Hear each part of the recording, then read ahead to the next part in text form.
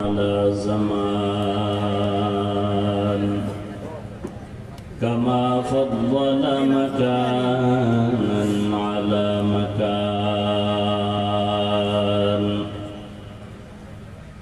وإنسانا على إنسان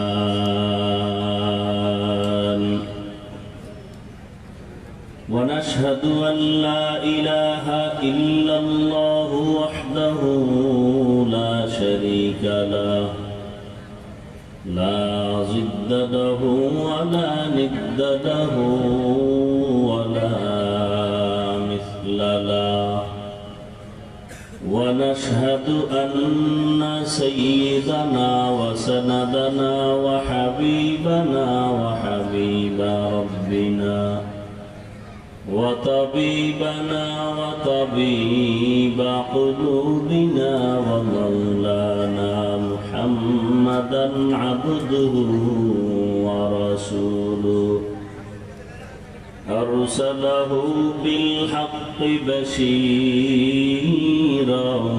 ونذيرا وداعيا إلى الله بإذنه وسراجا منيرا اللهم صل على محمد النبي الأمي وعلى آله وسلم تسليما وبعد فأعوذ بالله من الشيطان الرجيم بسم الله الرحمن الرحيم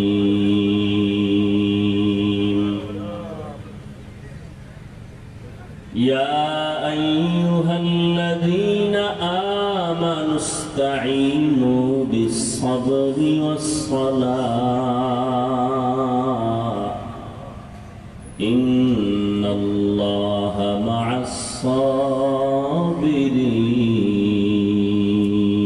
الصابرين وقال النبي صلى الله عليه وآله وسلم من يرد الله به خيرا يصيب منه أو كما قال النبي عليه الصلاة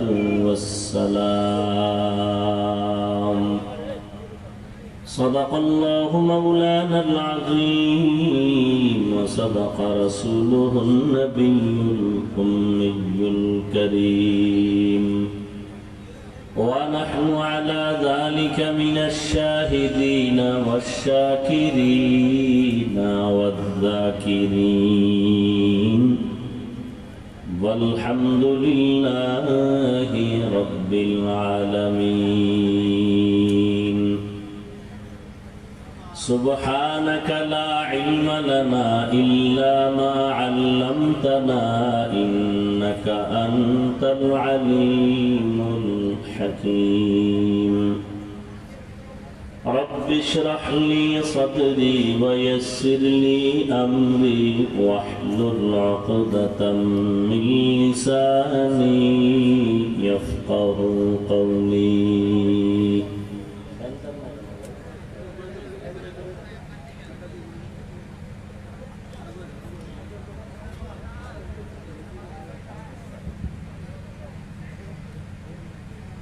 निगाह मुमिन से तो बदल जाती है तकदीर निगाह मुमिन से तो बदल जाती है तकदीर ये बंदा की कुव्वत नहीं कुदरत का इशारा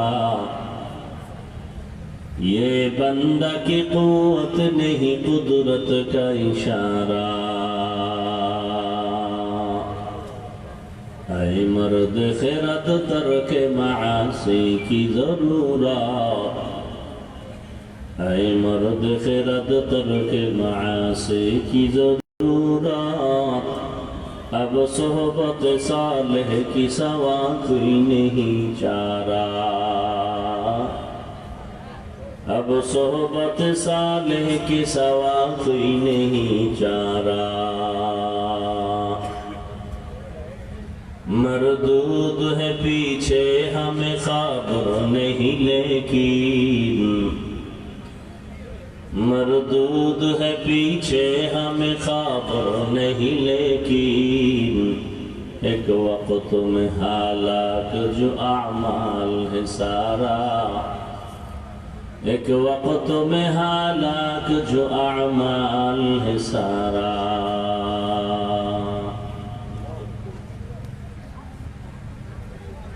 এই মনিটরে রিভাব দাও, ইকো দিবা না।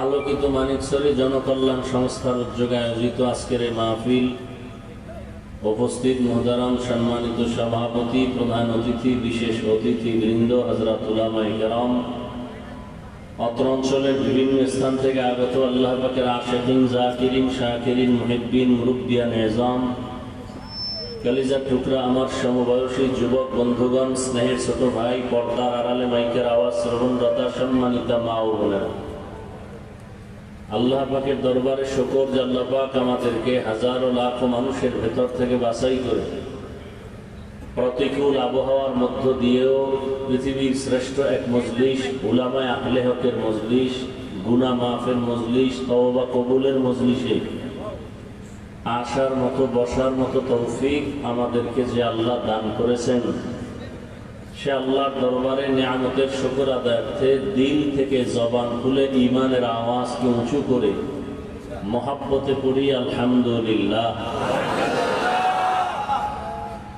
দরুদ ও সালাম সৈয়দুল মুরসালিন, রাহমাতুল লিল আলামিন, শফিউল মুযনিবিন, খাতামুন নবিয়্যিন, সৈয়দুস সাকালাইন, ইমামুল মুরসালিন, শফিয়ে আযম, রাসূল আকরাম, রহমত আলম, নবিয়ুল আরব আল আজম, হাবিবে কিবরিয়া, আশরাফুল আম্বিয়া, সৈয়দুল আম্বিয়া, শফিয়ে মাহশর, সাকিয়ে কৌসর, आका इनामदार, मदीना का ताजदार, आफताब नबूवत, फ़ख्र मौजूदा, सैयदुल मखलूक़ा, हज़रत मुहम्मदुर रसूलुल्लाह के एलाकाय ना आशिक रसूल बेशी,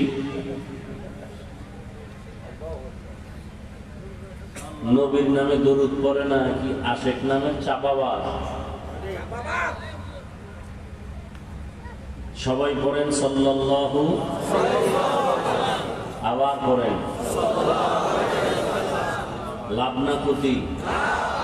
একবার পড়ছেন, 3টা পুরস্কার আল্লাহ দিয়েছেন, 10টা গুনাহ আমল নামার জীবন থেকে মাফ হয়ে গেছে, অগ্রিম 10টা নেক আল্লাহ দান করেছেন, আল্লাহর দরবারে 10 গুণ মর্যাদা বেড়ে গেছে। বেশি বেশি দরুদের আমল করবেন, অনেক লাভ। কে কি বলল ওগুলো শোনার কোনো আমাদের সময় নাই, প্রয়োজনও নেই। হাঁটতে, চলতে, উঠতে, বসতে সবসময় দরুদ শরীফ পড়ব ইনশাআল্লাহ। রাজি আছেন না? দোকানে বসে আছেন, কথা না বলে দরুদ পড়েন। রাতে ওযু করে ঘুমাবেন, বিছানায় বসে পারেন, শুয়ে শুয়ে পারেন, দরুদ শরীফ পড়বেন। নাকি কোনো মুফতি সাহেব আবার ফতোয়া দিছে শুয়ে শুয়ে দরুদ পড়লে হবে না? কি যদি দরুদ পড়লেই দাঁড়াইতে হয়, তাহলে ঘুমাইতেও হবে দাঁড়াইয়া। আল্লাহ আমাদের বুঝার তৌফিক দান করেন। এত বাড়াবাড়ি কেন ধর্ম নিয়ে? এত কঠোরতা কেন? এত দূরত্ব কেন? তাহলে বেঈমানদের সাথে মোকাবেলা করব কখন? ঘরের আপন মুসলমান যদি আমাদেরকে ধাক্কা দেয়, আমরা ধাক্কা দেই, বেঈমানের সাথে মোকাবেলা করব কখন? ও মানিকছড়ির মুসলমানেরা, কাদিয়ানীরা মুসলমানদেরকে বেঈমান বানাইতেছে, এই ব্যাপারে তোমাদের কি পদক্ষেপ? তাবলীগ নিয়ে মাথা পেরেশান, কওমি মাদ্রাসা নিয়ে পেরেশানি, খাঁটি পীর মাশায়েখ যারা আছেন তাদের নিয়ে খুব পেরেশানিতে সময় কাটান।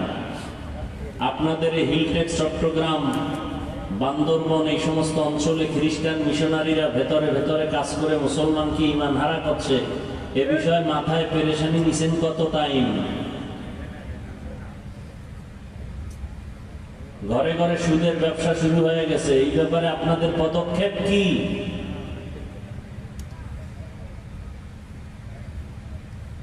কামেরে এখন বাদ দিয়া যেটা কাম না এটা নিয়ে দৌড়াদৌড়ি করেন, এটা রাসূলের আদর্শ।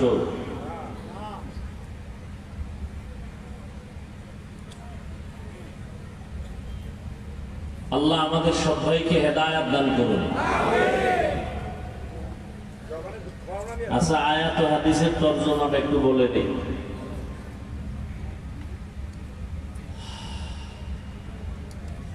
যারা এই সুন্দর আয়োজন করছেন আল্লাহ সবাইকে কবুল করেন। যারা দান সদকা করেছেন, সহযোগিতা করেছেন, সময়, পরামর্শ, অর্থ দিয়ে আল্লাহ সবাইকে কবুল করেন। ওলামায়ে কেরাম আলোচনা করেছেন, বিশেষ করে আমার কলিজার এবং হাজার ও লাখ আলেমের কলিজার টুকরা বাতিলের আতঙ্ক মুফতি রেজাউল করিম আবরার দামাত বারাকাতুহু অত্যন্ত তথ্যবহুল কোরআন সুন্নাহ ভিত্তিক আলোচনা করেছেন, যার কথার মোকাবেলায় দাঁড়ানোর মতো কোনো মায়ের সন্তানের জমিনে আছে বলে মনে হয় না। আল্লাহ তার কথা ইলম ও আমলে, হায়াতে, ইজ্জতে বরকত আরো বাড়ায় দেন। ওলামায়ে কেরাম সহ সবার ইজ্জত আল্লাহ বাড়ায় দেন। যারা মিডিয়ার মাধ্যমে তথা ফেসবুকে আলেমদের বিরুদ্ধে লেখালেখি করে আল্লাহ পাক ওদের হেদায়েত দান করেন। আমি তো সারা বাংলাদেশে বলি, মা বাবার অভিশপ্ত সন্তান ছাড়া আলেমের বিরুদ্ধে কেউ ষড়যন্ত্র আর লেখালেখি করতে পারে না। যারা করে ওরা মা বাবার অভিশপ্ত সন্তান, ওদের উপরে মা বাবার বরদোয়া। আল্লাহ হেদায়েত দান করুন। আমি আপনাদের দোয়া নিতে আসছি অনেক কষ্ট করে, আবার সংক্ষিপ্ত কিছু কথা বলার নিয়তে কোরআনে হাকিমের এক আয়াতে কারিমা, নবীজির একটি হাদিসের অংশ করেছি। ইখলাস ও রুহানিয়াতের সমন্বয়ে, সহি তরিকায়, সহি নিয়তে, সহি কিছু কথা বলার মতো, শুনবার মতো আমাকে আপনাদের সকলকেই দয়াময় আল্লাহ তৌফিক দান করেন। ইয়া আইয়ুহাল্লাযীনা আমানুস্তাঈনু বিস-সাবরি ওয়াস-সালাহ। আল্লাহ বলেন, হে মুমিনরা, নারী পুরুষ, ধনী গরিব, তোমরা সাহায্য প্রার্থনা করো সবর ও সালাতের মাধ্যমে। ইন্নাল্লাহা মা'আস-সাবিরিন, নিশ্চয়ই আল্লাহ সাবিরিনদের বন্ধু হয়ে থাকবেন। নবীজি বলেন, মাইয়ুরিদিল্লাহু বিহি খাইরান ইউসিব মিন, আল্লাহ যাকে বেশি মহব্বত করেন, কল্যাণ চান, তাকেই মুসিবতের পরীক্ষা নেবেন। আয়াত হাদিসের তরজমা শেষ। আলোচনার বিষয়বস্তু আমার তিনটা কথা। সাহায্য আল্লাহ চাইতে বলছেন, সাহায্য কেন চাবো, এটা হলো এক কথা। দ্বিতীয় কথা হলো সাহায্য যদি চাইতেই হয় কার কাছে চাবো, দুই কথা। তিন নাম্বার কথা হলো সাহায্য যদি চাইতেই হয় কোন সিস্টেমে সাহায্য চাবো। প্রথম কথা হলো সাহায্য চাবো কেন। এই তিনটা কথা আমি বয়ানে মোটামুটি গুছায় বলে শেষ করবো। এর আগে কিছু কথা বলি। এখানে আপনারা একদলীয় মানুষ আসছেন এমনটা না। বাংলাদেশে যত ভালো খারাপ দল আছে সব দলের মানুষ এখানে আছে, আছে না নাই? পক্ষ বিপক্ষের সব মানুষ আছে। কেউ দূরে দাঁড়ায় বয়ান শুনতেছেন। আল্লাহর মহব্বত নিয়ে নিরপেক্ষ কথা বলবেন, সত্য কথা আজীবন স্বীকার করবেন, সাপোর্ট দিবেন, মানেন আর না মানেন। পারা যাবে না ইনশাআল্লাহ?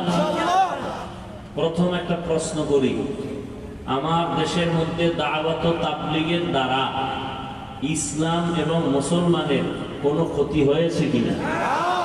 তাল মিলাইয়েন না, বুঝে শুনে বলেন। আর যদি বলেন হ্যাঁ ক্ষতি হয়েছে, দাঁড়ান আমি জবাব দেই বা আমি ভুল স্বীকার করি, এবং আমি আপনার সাথে মাঠে ময়দানে কালকে থেকে তাবলীগের বিরুদ্ধে কথা বলবো। তাহলে তাবলীগের মাধ্যমে এদেশের মুসলমানের ইসলামের কোনো ক্ষতি হয়েছে? সবাই একমত? সবাই একমত। নাম্বার 2, যারা পীরের লাইনে হক, অন্ধ না, যারা কি হক, এদের দ্বারা কি আমার দেশের ইসলাম ও মুসলমানের কোনো ক্ষতি হয়েছে? নাম্বার 3, কওমি মাদ্রাসার কারণে আমার দেশের মুসলমানের ঈমান আমলের কোনো ক্ষতি হয়েছে? বলেন। যদি বলেন হয় নাই, তাহলে আপনার কাছে আমার বিনয়ের সাথে আবদার থেকে গেল। রাগের কথাও আমার জানা আছে, বলবো না, মহাব্বতের কথা বলবো। আপনি জীবনে কোনোদিন তাবলীগ বলেন, কওমি বলেন এবং আহলে হক পীর মাশায়েখ বলেন, এদের বিরুদ্ধে কখনো কিছু বলবেন না, লিখবেন না। যদি কিছু বলে থাকেন, লিখে থাকেন, একা একা তওবা করে নিয়েন। কথা ঠিক আছে?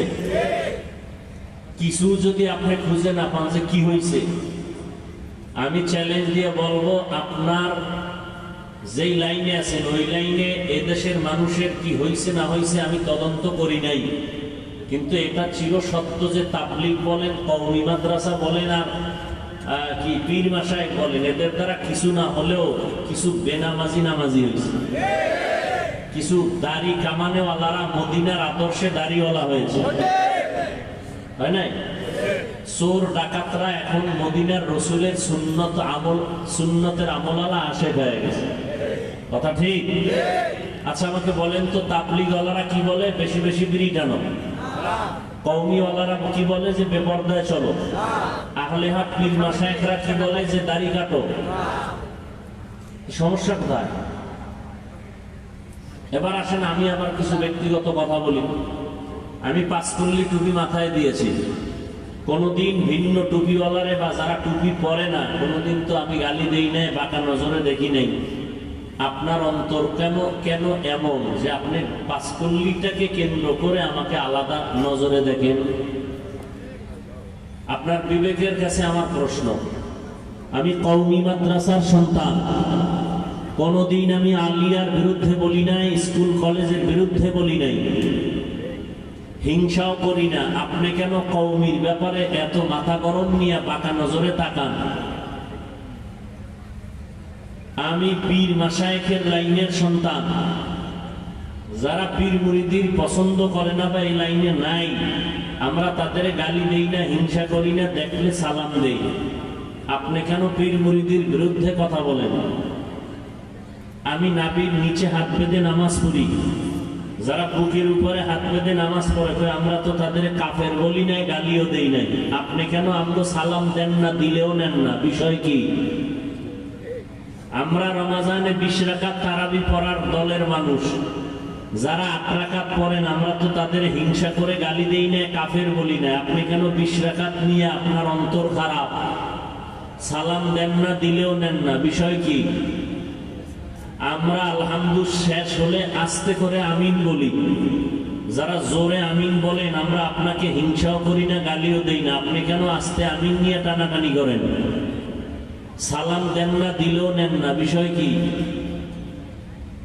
কি চান আপনি? আল্লাহর কাছে হেদায়েতের দোয়া করি। শেষ ফিনিশিং। 8 রাকাত পড়ে না, 10 রাকাত পড়ে না, তারাবি 20 রাকাত করি। কার জন্য করছি? আল্লাহর জন্য। জোরে আমিন বলেন আর আস্তে বলি, কার জন্য? আল্লাহর জন্য। নাভিতে হাত বাঁধি আর বুকে বাঁধি, কার জন্য? আল্লাহর জন্য। আমল করলে আল্লাহর জন্যই যদি আমল করেন, বান্দার সাথে ভাব দেখান কেন? ভাব দেখাইলে আল্লাহর সাথেই দেখাইবেন যে আল্লাহ আমারে চিননি, আমার 20 রাকাত লাগে না, 8এই আমার পাওয়ারফুল হয়ে যায়। কিছু মোবাইল আছে না, চার্জার আছে না, ফাস্ট চার্জার। কথা বলেন, কি চার্জার? ফাস্ট চার্জার মানে কি? আধা ঘন্টার চার্জ 20 মিনিটে হবে। তাহলে যারা ফাস্ট চার্জার, যাদের কলবের পাওয়ার বেশি, এরা 20 রাকাতের ধাক্কা দেওয়া লাগে না, 8 রাকাতেই আরশে আজিম চলে যায়। তাহলে এদের ভাবসাব থাকলে আল্লাহর সাথে দেখাবা, ইবাদত করো আল্লাহর, ভাব কেন বান্দার সাথে? যদি ভাবই থাকে, আল্লাহর কসম করে বলি তোমার ইবাদত জায়গায় শেষ। অহংকার